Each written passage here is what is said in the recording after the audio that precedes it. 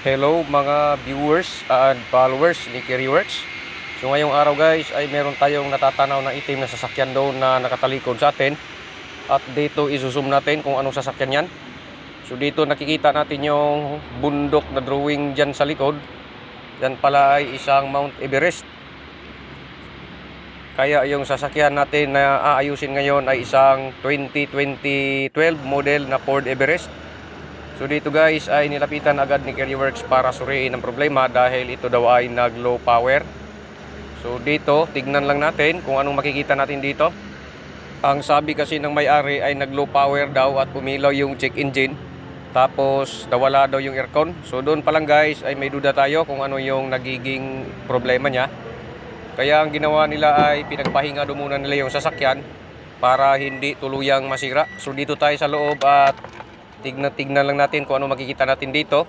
So yan daw guys ay umilaw, sabi nung may-ari. Pero walang sinabi guys no kung nag-overheat ba sila o wala. Basta sinabi lang nila na nag-low power kaya ipinagpahinga nila agad yung sasakyan. At yun daw no, umilaw yung check engine. So dito tayo. Hindi ko lang naipakita sa inyo guys no kung ano ang trouble code. Pero AC engine coolant yung nag-alarm kaya dito tayo agad no. So dito ay napansin natin na napakalambot po ng ating upper flexible hose. Samantalang pinatakbo na nila ito. So dito titignan natin kung ano ang status ng radiator. So dito guys makikita natin na walang laman yung radiator.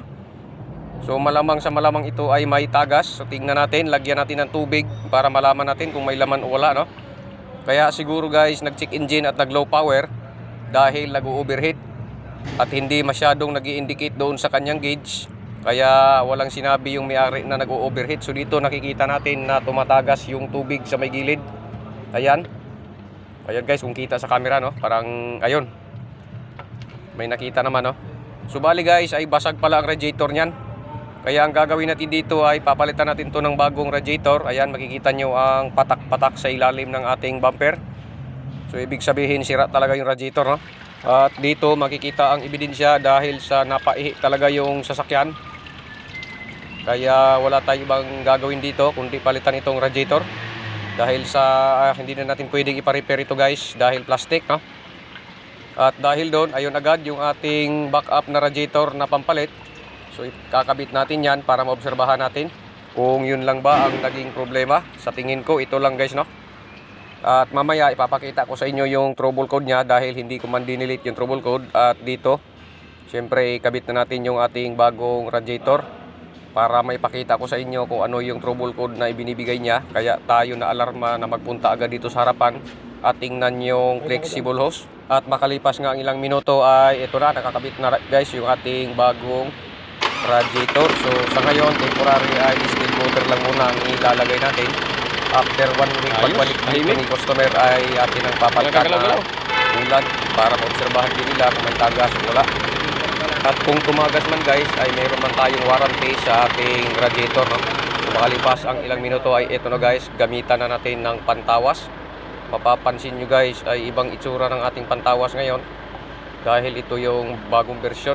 So dito papakita ko sa inyo kung ano yung code na lumabas kung bakit ako nagduda na nag-overheat talaga itong sasakyan na ito. So hanapin lang natin yung variant at model ng ating sasakyan. So dito nga ay lumabas na. Tuslok-tuslokin lang natin hanggang sa maabot natin yung dulo kung anong sasabihin dito ng ating pantawas. So dito ayan, makikita nyo ay inuurasyonan na po yung ating sasakyan. At dito lumabas na nga yung code na sinasabi ko kanina, ECT, Food Engine Coolant Temperature Sensor. So gagawin natin dito guys ay i-delete natin siya kung andun pa ba yung nagiging problema no. At dito makikita natin na napakabilis ng ating pantawas ngayon. So ayan, clear code na. So hindi na nailaw yung check engine. At dito nga syempre di mawawala yung test drive para masubukan natin kung nandun pa nga yung low power guys no. So fast forward tayo. Dito na po tayo sa start tollway. Susubukan natin ang takbo nito dahil sabi ng may-ari nung nag low power ay hanggang 80 lang daw ang kaya niyang itakbo. So dito dahil kasama ko sila kaya susubukan ko rin para tayo ipagalitan at pababain sa sasakyan dahil overspeeding ang takbo namin dito dahil tumatakbo kami dito ng 120 km/h. So dito pa lang ay satisfied na yung ating customer at sila na din mismo ang nagsabi na okay na daw, no? At syempre back to home base tayo. So hanggang dito na lang guys ang ating video. Salamat pong muli sa inyong panonood.